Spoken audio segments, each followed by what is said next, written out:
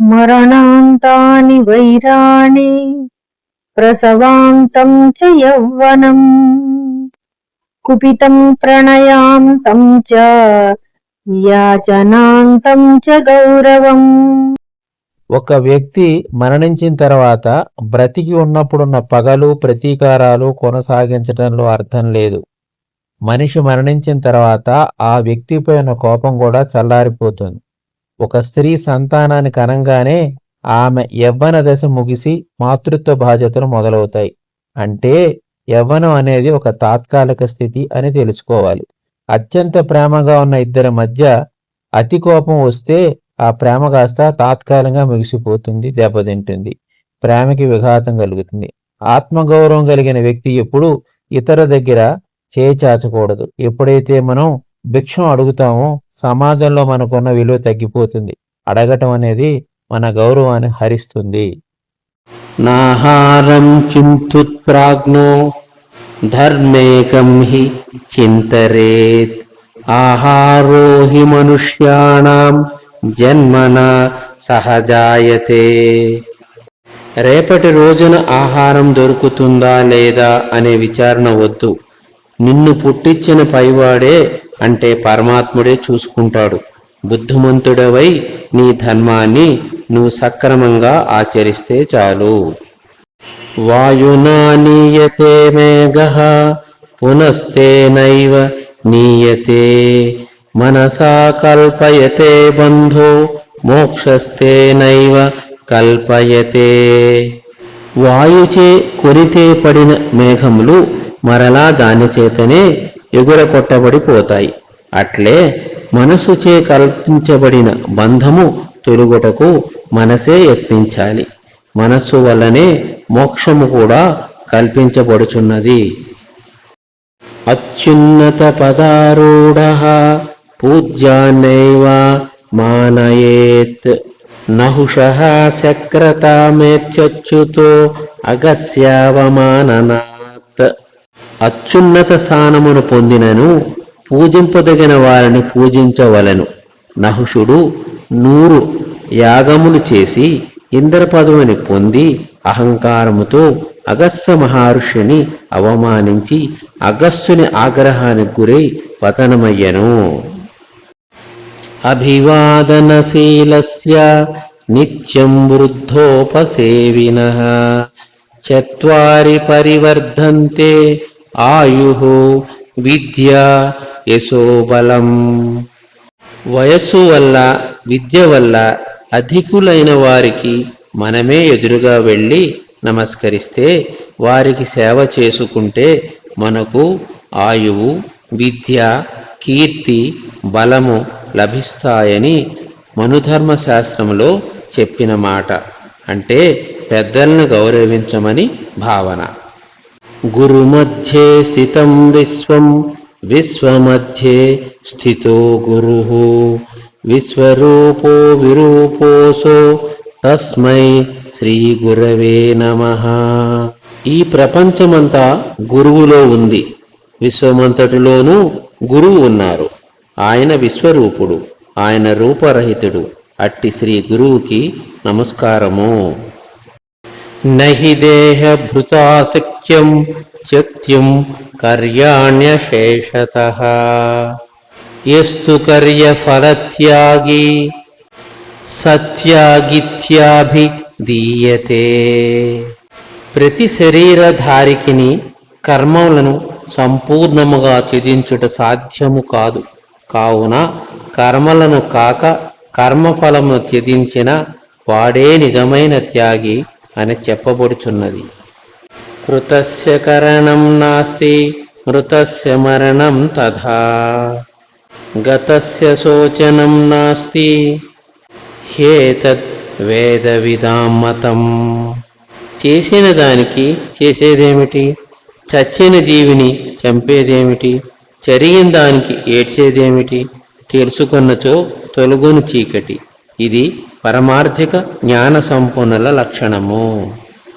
నా సదస్వాహ కసాఘాతం న సింహో ఘనగర్జితం పరైరంగులి నిర్దిష్టం న సహంతే మనస్వినః. ఉత్తమ జాతి గుర్రాలు కొరడా దెబ్బను సహించవు. సింహము మేకగర్జనను సహించదు. ఆత్మాభిమానం కలవారు ఇతరులచే వేలుతో చూపించబడడం సహించరు. విపత్తీషు అవ్యధో దక్షో నిత్య ఉత్థానవాన్ నరః.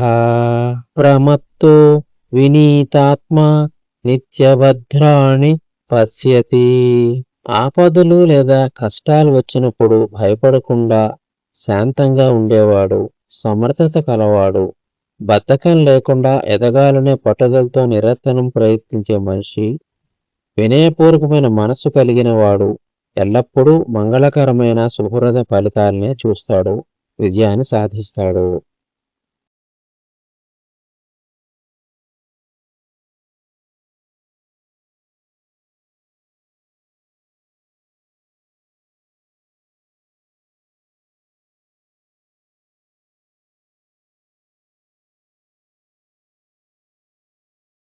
విషబీజం భువిన్యస్య కథం స్వాదు ఫలం లభేత.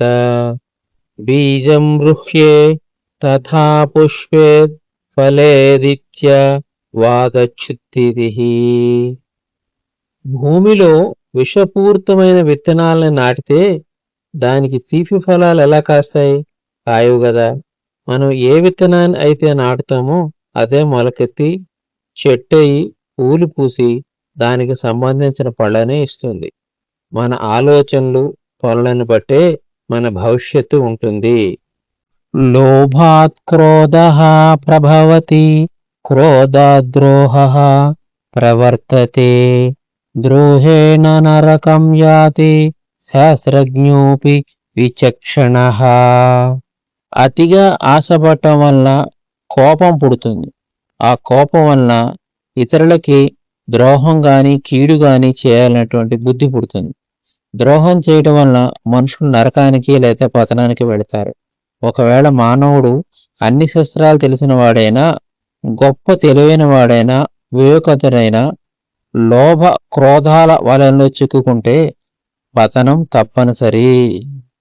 ఈర్ష్య గృణినా సంతుష్టః క్రోధనో నిత్య సంకితః. పరభోగ్యాపజీవీ చ షడేతే నిత్య దుఃఖితాః. ఇతరుల అభివృద్ధి చూసి అసూయపడేవారు, ఇతరులు నిందిస్తూ అసహించుకునేవారు, దేనితోనూ తృప్తి చెందనివారు, ఎప్పుడూ కోపంతో ఉండేవారు, ఎల్లప్పుడూ అనుమానంతో భయంతో ఉండేవారు, ఇతరుల మీద ఆధారపడి బతికేవారు.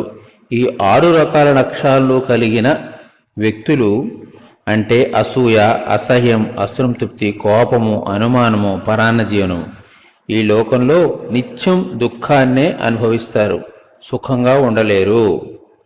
ఉత్తమ ఆత్మానః ఖ్యాతాః పితుః ఖ్యాతిచ్చ మధ్యమాః.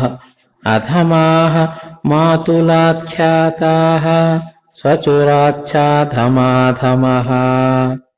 ఎవరైతే తన స్వశక్తి, సామర్థ్యము, వ్యక్తిత్వము, ప్రతిభతో పేరు ప్రఖ్యాతులు సంపాదిస్తారో వారు ఉత్తములు.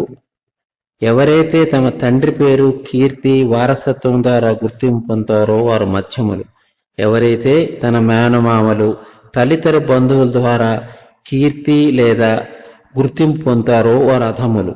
ఎవరైతే అత్తమామల, భార్యతర బంధువుల ద్వారా కీర్తి పొందుతారో వారు అధమాధములు.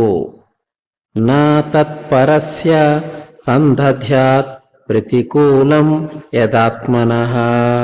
సంహృణ్యైష ధర్మః స్యాత్ కామదన్యః ప్రవర్తతే. ఏదైనా ఒక పని చేసే ముందు ఈ పని చేస్తే నాకు ఎలా అనిపిస్తుంది అని ప్రశ్నించుకోవాలి. ఒక క్షణం ఆలోచించుకోవాలి. మనకు నచ్చంది ఇతరులకు కూడా చేయకూడదు అనేదే ఈ శ్లోకం యొక్క భావం. స్వార్థంతో ఇతరులకు కీడు తలపెట్టేవారు ధర్మ మార్గంలో లేరని కూడా ఈ శ్లోకం తెలియజేస్తుంది. సుఖమధ్యే స్థితం దుఃఖం, దుఃఖమధ్యే స్థితం సుఖం, ద్వయమన్యోన్య సంయుక్తం ప్రోచ్యతే జలపంక్వవత్. మానవుడు అనుభవించే ప్రతి సుఖం వెనుక ఏదో రూపంలో దుఃఖం దాగి ఉంటుంది. అట్లాగే ప్రతి దుఃఖం వెనుక ఏదో ఒక సుఖం లేదా ఒక ఉపశమనం దాగి ఉంటుంది. సుఖ దుఃఖాలు రెండు విడదీయలేవి. ఎలా అంటే నీరు మరియు బురద ఎలాగైతే కలిసి ఉంటాయో అలాగే సుఖ దుఃఖాలు కూడా కలిసి ఉంటాయి. మనిషి సుఖం వచ్చినప్పుడు పొంగిపోకూడదు, దుఃఖం వచ్చినప్పుడు కుంగిపోకూడదు. యవ్వనం జీవితం చిత్రం ఛాయా లక్ష్మీ చ స్వామిత చంచలాని షడేతాని జ్ఞాత్వా ధర్మరతో భవేత్. యవ్వనం శాశ్వతం కాదు. సమయం గడిచే కొద్దీ యవ్వనం క్షీణిస్తుంది. మనిషి జీవితం కూడా ఎప్పుడు ఏమవుతుందో ఎవరూ చెప్పలేరు. అది అనిశ్చితం. భోగభాగ్యాలు, సిరి సంపదలు నిలకడగా ఉండవు. నీడ లాంటి ప్రాణము ఎప్పుడు వదిలిపెడుతుందో శరీరాన్ని తెలియదు. సిరి సంపదలు చంచలమైనది. ఈరోజు ఒకరి దగ్గర ఉంటాయి, రేపు వేరే వారి దగ్గర ఉంటాయి. శాశ్వతం కాదు. అటు ఇటు మారుతూ ఉంటాయి. ఒకరిపై కొన్న అధికారం కూడా శాశ్వతం కాదు. యవ్వనం, జీవితం, సంపద, ప్రాణము, ధనము, అధికారము చాలా చంచలమైనవి. అందుకని ఇవి అర్థం చేసుకుని ధర్మ మార్గంలో నడవటం శ్రేయస్కరం. శాంతితుల్యం తపో నాస్తి న సంతోషాత్ పరం సుఖం న తృష్టయా పరో వ్యాధి న చ ధర్మో దయాపరః. ఎప్పుడూ ఉపవాసాలు, కఠినమైన నియమాలు ఆచరించడం కంటే మనస్సును ప్రశాంతంగా ఉంచుకోవటమే గొప్ప తపస్సు. తనకున్న దాంతో తృప్తి చెందటమే గొప్ప సుఖం. అత్యాశ పనికిరాదు. దురాశ దుఃఖానికి కారణం అవుతుంది. మనిషికి అశాంతికి, వ్యాధులకు కూడా దురాశే కారణం. కోరికలు తగ్గించుకోవటం ఆరోగ్యానికి మంచిది. ఎదుటివారిని బాధను అర్థం చేసుకుని వారిపై కనికరం చూపటం అన్ని ధర్మాల కంటే గొప్ప ధర్మం. దేవాతిథి భృత్యేభ్యః పితృభ్యాచ్ఛత్యన్యస్తథా రుణావాంఛాయతే మర్త్యః తస్మాదన్యణతాం వ్రజేత్. మనిషి దైవానికి, అతిథులకు, తనపై ఆధారపడిన సేవకులకు రుణపడి ఉంటాడు. అలాగే తల్లిదండ్రులు, పూర్వీకులకు కూడా రుణపడి ఉంటాడు. మనిషి పుట్టినప్పుడే ఈ రుణాలన్నిటితో జన్మిస్తాడు. ఈ రుణాల నుండి మనం బయటపడాలంటే సత్ప్రవర్తన, దాన ధర్మాలు, పెద్దలను గౌరవించటం, బాధ్యతను సక్రమంగా నిర్వర్తించటం చేయాలి. దయా సర్వభూతేషు సంతుష్ట్యాయేన కేన వా సర్వేంద్రియోపశాంత్యా చ తుష్యాత్యాసు జనార్దనః. విష్ణుమూర్తిని చేరుకోవడానికి కఠినమైన పూజలు, తపస్సులే కాకుండా మన నిత్య జీవితంలో ఇతర ప్రాణుల పట్ల, మనుషుల పట్ల కరుణతో ఉండటం చాలా ముఖ్యం. మనకున్న దాంతో తృప్తి చెందటం, మనస్సుని, ఇంద్రియాల నియంత్రణలో ఉంచుకోవటం చాలా ముఖ్యం. అనాలోక్యం వ్యయం కర్త అనాథో కలహ ప్రియః ఆతురః సర్వకార్యేషు నరః శీఘ్రం వినశ్యతి. తను సంపాదించే తన ఆదాయం కంటే విచ్చలవిడిగా ఖర్చు చేసేవాడు, పెద్దల మార్గదర్శనము, ఆశ్రయము లేనివాడు, ఎప్పుడూ ఇతరులతో గొడవలు పడేవాడు, కలహాలు సృష్టించుకునేవాడు, తొందరపాటుతో విచక్షణ లేకుండా చేసేవాడు జీవితంలో వినాశనాన్ని పొందుతాడు. కాలాతిక్రమణం వృత్తేః ఏనా కుర్విత భూపతిః కదాచితం న ముచ్యంతి భర్త్యాత అపి సేవకాః.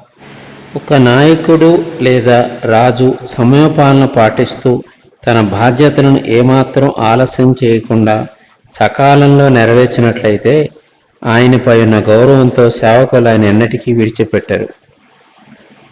అతిదానాద్ బలిర్బద్ధో హేతిమానాత్ యుయోధనః వినష్టో రావణో లౌల్యాదతి సర్వర్త వర్జయేత్. బలి చక్రవర్తి దానగుణానికి సుప్రసిద్ధుడు. కానీ ఆయన చేసిన అతిదానం వల్లనే విష్ణువు వామన రూపం తాల్చి పాతాళ లోకానికి తొక్కాల్సి వచ్చింది.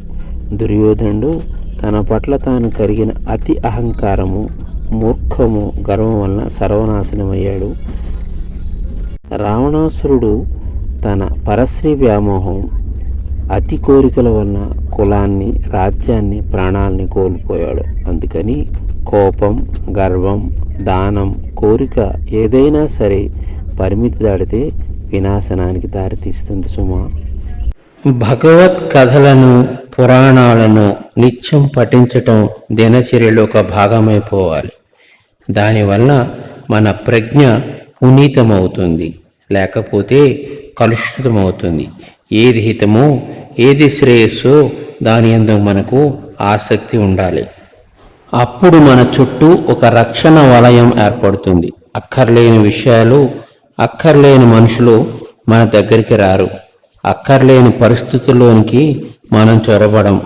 ఎన్ని రక్షా కవచములు చదివినా మన సత్ప్రవర్తనే మన ఎల్లప్పుడూ రక్షిస్తుంది. జై శ్రీమన్నారాయణ.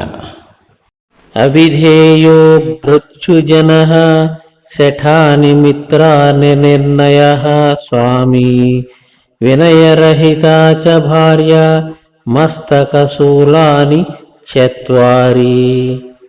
మనం చెప్పిన పని చేయకుండా తన ఇష్ట ప్రకారం చేసే ఉద్యోగి ఎల్లప్పుడూ ఆందోళన కలిగిస్తాడు.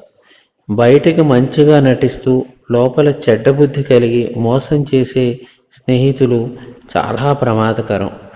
ఒక కుటుంబానికి నాయకుడిగా ఉండి సరైన నిర్ణయాలు తీసుకోలేకపోతే ఆ యజమాని వల్ల చాలా ఇబ్బందులు కలుగుతాయి. కుటుంబంలో వినయం, గౌరవం పాటించిన భార్య ఇంటికి అశాంతిని కలిగిస్తుంది. అస్థిరం జీవనం లోకే అస్థిరం యవ్వనం ధనం అస్థిరం ధారపుత్రాద్యః ధర్మకీర్తి ద్వయం స్థిరం. జీవితంలో మనం సంపాదించుకున్న మంచి పేరు, మనం చేసే ధర్మం మాత్రమే మన మరణం తర్వాత శాశ్వతంగా నిలిచుంటాయి. ఈ లోకంలో మానవ జీవితం శాశ్వతం కాదు, ఎప్పుడు పోతుందో తెలియదు. మన యవ్వనం కూడా శాశ్వతం కాదు, ధనం శాశ్వతం కాదు, కాలక్రమేణా మారిపోతాయి. మన భార్య, పిల్లలు, ఇతర బంధుత్వాలు కూడా ఈ శరీరం ఉన్నంతవరకే ముడిపడి ఉంటాయి, అవి కూడా శాశ్వతం కాదు. కదాచిన్నా సుఖీ సేతే ధనవానపి లోలుపః నిర్ధనస్తు కథం తాత సుఖం ప్రాప్నోతి మానవః. ఈ ప్రపంచంలో అనారోగ్యము లేదా బాధ లేని నిజమైన ఆనందం, సుఖము ఏది అని అడగ్గా జ్ఞానుల అభిప్రాయం ప్రకారం ఏ సుఖములో అయితే కొంతైనా దుఃఖము లేదా బాధ మిళితమై ఉంటుందో దానిని నిజమైన సుఖంగా ఎవరూ అంగీకరించరు. అంటే దుఃఖం లేని సుఖమే అసలైన సుఖం, కానీ లౌకిక సుఖాలన్నీ దుఃఖంతో కూడుకున్నవే అని ఈ శ్లోకం అర్థం. ఆశ్రుతస్య ప్రదాతేన దత్తస్య హరణేన చ జన్మ ప్రభూతి యద్దత్తం తత్సర్వం తు వినశ్యతి. ఎవరికైనా ఏదైనా ఇస్తానని లేకపోతే సహాయం చేస్తానని ఆ తర్వాత ఇవ్వకపోవడం, ఇచ్చిన దానాన్ని వెనక్కి తీసుకోవడం వలన పుట్టినప్పటి నుండి చేసిన పుణ్యకార్యాలు లేదా దానాలు కూడా నశించిపోతాయి. సంయోగా విప్రయోగాచ్చ జాతానాం ప్రాణినాం ధ్రువం బద్ధుదా యువతో యేషు భవంతి నా భవంతి చ. నీటి మీద బుడగలు క్షణంలో ఏర్పడతాయి, క్షణంలో నశిస్తాయి. అలాగే ఈ లోకంలో ప్రతి జీవి పుడుతుంది, బంధుమిత్రులతో కలుస్తుంది, మళ్ళీ విడిపోతుంది. ఇది సహజం. ఈ కలయికలు, విడిపోవటం ఏవి శాశ్వతం కాదు. జీవితం అత్యంత తాత్కాలికమైంది. కాబట్టి పరిస్థితుల పట్ల అతిగా అనుబంధం పెంచుకోకుండా ఉండటం శ్రేయస్కరం. యథా నద్యః స్యందమానాః సముద్రే అస్తం గచ్చంతి నామరూపే విహాయ తథా విద్వాన్ నామరూపాత్ విముక్తః పరాత్పరం పురుషముపైతి దివ్యం. ప్రవహిస్తున్న నదులు ఏ విధంగానైతే సాగరంలో కలుస్తాయో, సాగరంలో కలిసిన తర్వాత తమ ప్రత్యేకమైన పేర్లని కోల్పోతాయో, అదేవిధంగా జ్ఞాని కూడా తన అహంకారాన్ని, భౌతికమైన పేర్లను వదిలేస్తాడు. ఆ పరమాత్మలో విలీనమై దివ్యత్వాన్ని పొందుతాడు.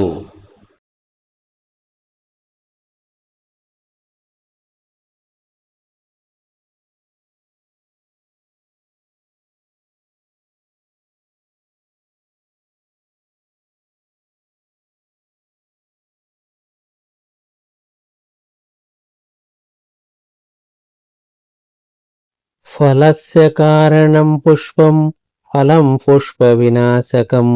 జ్ఞానస్య కారణం కర్మ జ్ఞానం కర్మ వినాశకృత్. పుష్పం ఫలం ఏర్పడటానికి కారణం, కానీ పండు ఏర్పడిన తర్వాత ఆ పువ్వు రాలిపోతుంది. అంటే ఫలితం రాగానే దానికి కారణమైన పువ్వు తన అస్తిత్వాన్ని కోల్పోతుంది. ఆ విధంగానే మనిషికి జ్ఞానం కలగడానికి కర్మం కారణం, కానీ ఒకసారి జ్ఞానం సంపూర్ణంగా కలిగిన తర్వాత ఆ జ్ఞానం అజ్ఞానాన్ని నశింపచేస్తుంది. అన్నదాత భయత్రాత విద్యాదాత తథైవ చ జనితాతోపనేత చ పంచైత పితరః స్మృతాః. మనకి ఆకలి వేసినప్పుడు ఆహారం పెట్టి ఆదుకునే మనిషి, మనకి ఏదైనా ఆపద కలిగినప్పుడు మనల్ని కాపాడే వ్యక్తి, మనకు విద్యను జ్ఞానాన్ని బోధించే గురువు, మనకు జన్మనిచ్చిన తండ్రి, మనకు ఉపనయనం చేయించి సంస్కారాలు నేర్పించి ఉత్తమ మార్గంలో నడిపించే వ్యక్తి, వీరందరూ మన తండ్రితో సమానమయ్యారు. కాబట్టి వారిని మన తండ్రిలాగా గౌరవించాలి.